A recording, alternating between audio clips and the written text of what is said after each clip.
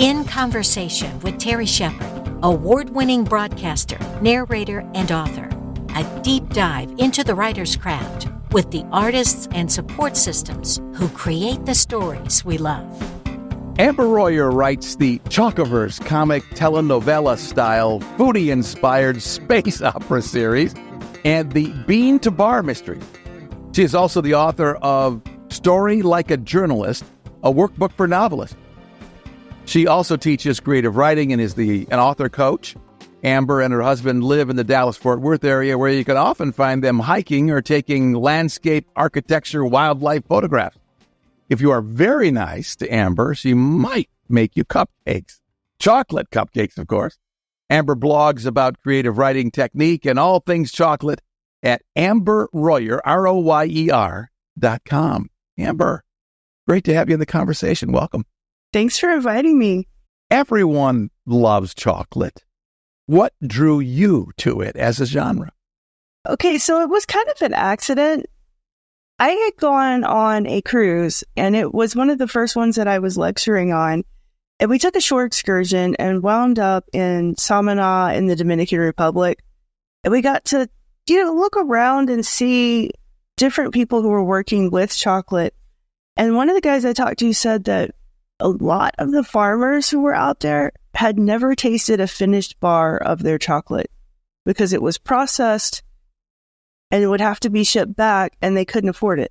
So basically it was like eating money.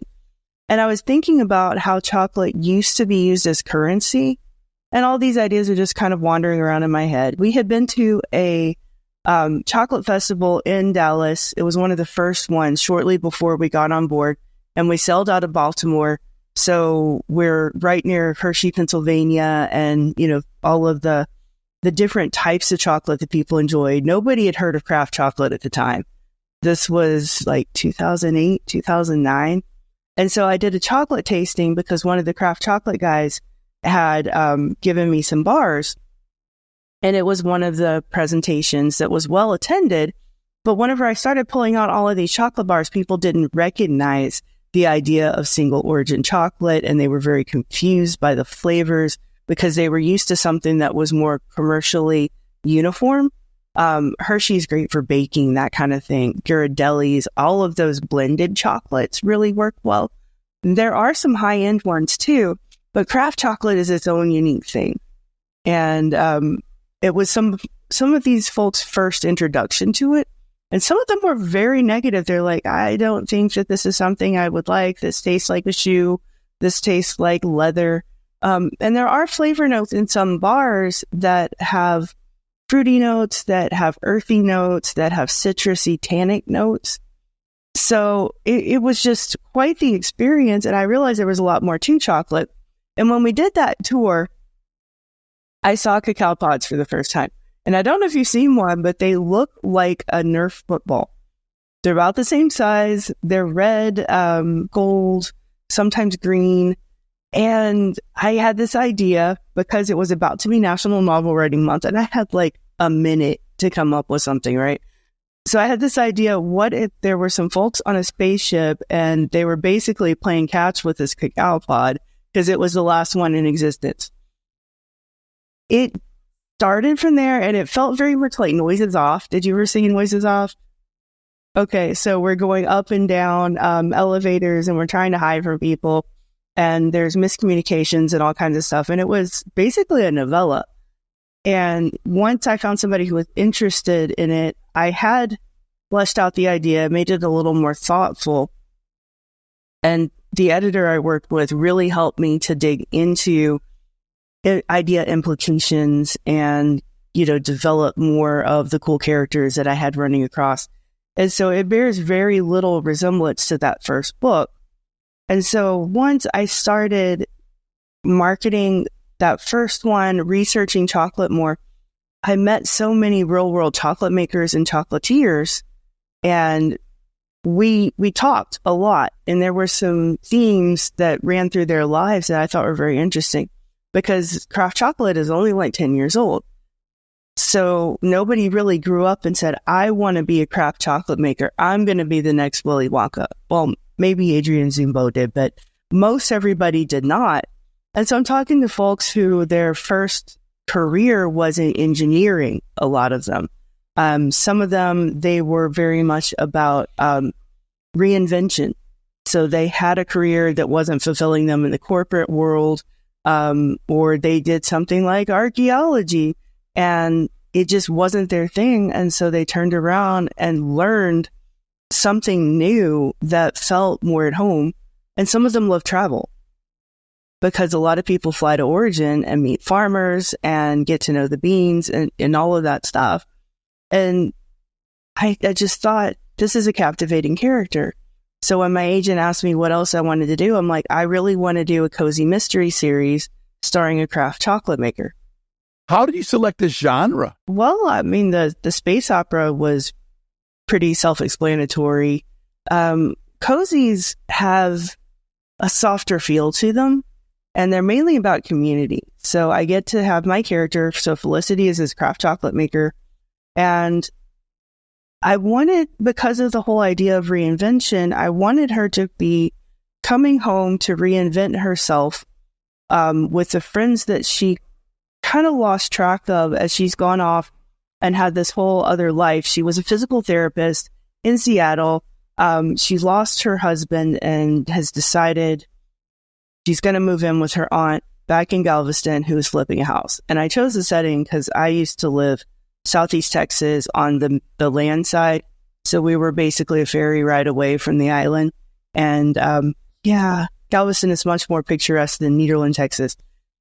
So I put it there, and I wanted to focus on her reconnecting to family, connecting to friends, old and new. And with a cozy, you often have an animal companion. I love writing kids and animals because they just steal a scene if you let them. And they're a lot of fun to give comic relief at the moments when things are sad or really terrifying. And there are some more terrifying moments at the second half to the end of some of my books because, it's a mystery. There's a killer. You have to put the character in danger in some way. And that's a hard balance to walk in a cozy because things can't be graphic. You have to feel like there is a good chance the character will survive. And so to me, that's kind of the hardest part, is making sure that you haven't made anything that's too edgy or too dark that's going to alienate a cozy reader, because I'm a big believer in the idea that your cover should give you an idea of how the feel of the story is going to be, and that those first chapters really do make promises to the reader that you have to keep. And if I promise that this is going to be a fun, cozy ride, you can't just zoom the other direction in the middle. Otherwise, you alienate the readers who wanted that ride. And you don't get them to pick up your next book because they don't trust you anymore. Amber Royer is our guest. Her website is amberroyer.com. And book 7 in her Bean to Bar mysteries is A Chocolate is Announced. Without giving away spoilers, take us a little deeper into that story. Okay, so my character Felicity, as I was telling you, is a craft chocolate maker. She's taken on a business partner, and he's wanted to become more active in the business. He's created his first line of products.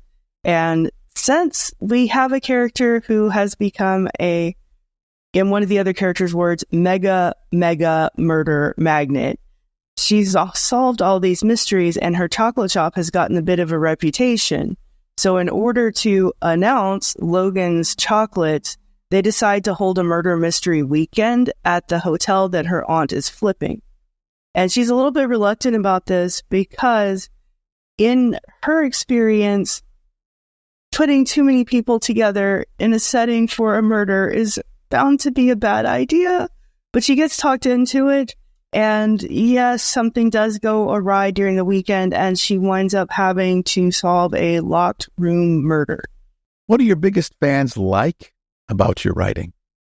I do get a lot of compliments on the pets. People love animals. I do have a number of reviews where people have flat out said my books make them hungry because they like all the descriptions of the food. And my editor, when I was working on one of the sci-fi books, said that when she got to my manuscript, she read with a Snickers bar. So obviously there's a co-promotion opportunity out there for you with some chocolate company. I'm telling you. Well, I actually did some, we visited different places where we talked about the books, and there's a little shop in Haiku. Trying to think, his name is Kevin, and it's Wiseman House Chocolates. And he had me out to read and made a special chocolate drink and a special chocolate truffle for each of my early books. This was before the pandemic. I haven't really done as many in-person events since the pandemic, but I'm getting back into it, starting rolling out slowly. But yeah, he had me out and he would have me read on the porch, and it was pretty awesome. And so anytime somebody does that, I'm like Instagramming and sharing all the social medias and all of that for weeks about how awesome they are and their company is. And I've partnered a little bit with DallasChocolate.org. Shout out to Sander, who organizes it every year. If you haven't been to one of these festivals, it's really interesting because you get to meet the chocolate makers. And the Dallas one usually gets about 12 to 15 chocolate makers from around the world, and then all the local chocolate businesses. So people who do things like chocolate cake baking and all of that will come out too, as well as there's at least a dozen chocolatiers who are out there just about every year. Can you distill the essence of what makes a great story? Conflict. You have to have something happening in your story. Your character has to have setbacks. So if you don't have a conflict, you have a vignette. And so if you want to get us into your conflict early on in the story, and especially if you're starting with chapter 1 and you feel like everything is lagging, you may not have explained your character's goal. Because if we don't understand what your character wants out of a scene, we don't understand what the conflict is. So early on, the goal needs to be implied or stated. And then as the first scene progresses, we see a little hint of whatever the larger story is about. So it's got to have a little flavor of either the plot conflict or the big arc the character is going to be working on, so that you have tension that goes throughout. And how do you develop memorable characters?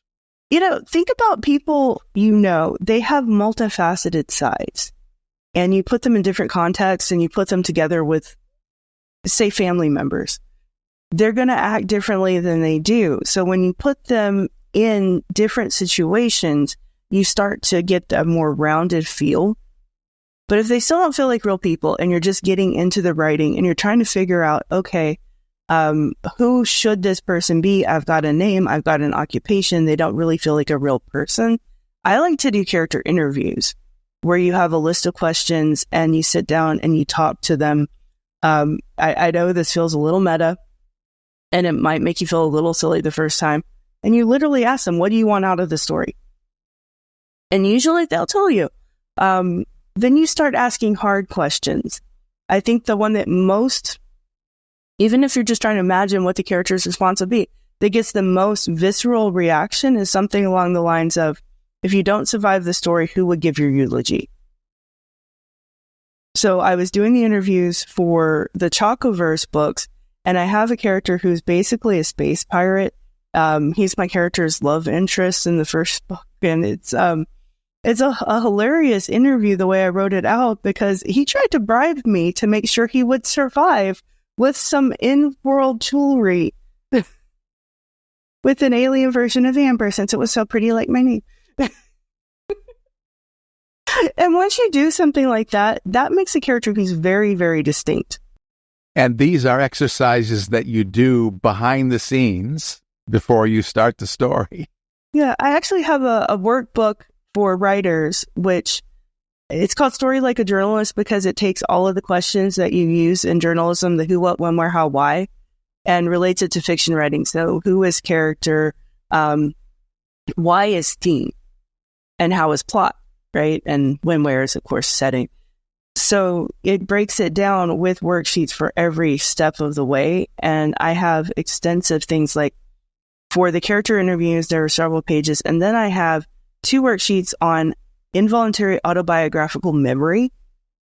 which you can use one for your protagonist and one for your antagonist, because that villain origin story should be different than what we want for our hero.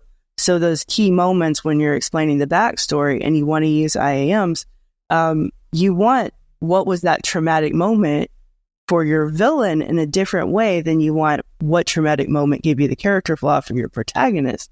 So I split those sheets. And then I also have some that are kind of the dilemma.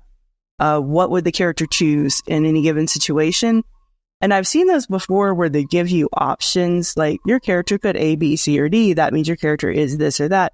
And like, I felt that's too limiting. So mine is just like, your character gets invited to a party. They could immediately this. On more reflection, they might this, or that. And you have to think up at least 4 options and figure out which one is more realistic for the character. And I think that makes you put the character in a context outside of the page in a way that's a little bit more freeing than choosing multiple choice. What is an involuntary autobiographical memory? Okay, so this was actually discovered by Marcel Proust when he wrote about dipping a Madeleine in a cup of tea. And this unlocked a memory of his grandmother, gave insight, and helped move the plot forward. And so they started studying this. And so it has to be involuntary. So you can't be sitting there trying to remember something. It has to be autobiographical. So it's something that's very personal. And it's a memory. So when it's triggered by a stimulus, it could be something very visceral that you've hung on to. And when I talk to a writing class about this, I go around and I'm like, okay, tell me what your grandmother's house smelled like. And people have a wide variety, and some of them have positive connotations, some of them have negative connotations, because it's like grandma's house smelled like mothballs is a very different thing. Grandma's house smelled like chocolate chip cookies. My grandma's house smelled like community coffee, which explains a lot about why coffee to me is very comforting. So when they first started studying this, they were applying this to real world psychology. And I've seen it used extensively with memoir writing, because you're trying to find your own memories and those key points. But with fiction, I didn't actually find a whole lot of research on it, but they are the key thing that we use when we're designing revelations. Because if a character has a revelation that comes from inside, usually there's a trigger, and that trigger, people aren't naming it in IAM, but it actually is. So revelation moments, plot twists can hinge on something somebody puts together with something else. So there's something happening in the plot. There's a trigger. It puts it together with a memory we had earlier on. And so we kind of get to see it pull together. And then, of course, backstory. Because if you want a vivid moment, I actually last week had a writing camp full of kiddos, and we did the worksheet and the characters they had been working on all week. Most of them wrote about something negative that had happened. So like, the scent of fill in the blank makes you afraid. The sound of whatever it is, makes you something about relive a trauma, right? And so there were a lot of fires. There were a couple of car crashes, things that were really turning point moments in those characters' backstories. And I haven't even told them what moment to pick, but they're giving me the big origin story for the character flaw and the wound. Amber Royer is our guest. Her website is amberroyer.com. The 7th book in her Bean to Bar mystery series is A Chocolate is Announced, and we are releasing this podcast on release day for that very book. This is a locked room mystery, Amber. How do you navigate something like that? Well, it's a puzzle, and you have to reverse engineer it. And I think all of writing a mystery is a little bit of reverse engineering. I know they say Agatha Christie wrote her books so that you go through and everybody could have been the killer, and you don't find out until the last chapter when she decided which one it was. I can't do that, because if I did it that way, I wouldn't get all of the right foreshadowing in. So I usually work from knowing the ending and knowing who did it, and illicit suspects who all have a motive. And so I can misdirect and have a little bit more control over it. So with a locked room mystery, you have the added idea of how did it happen?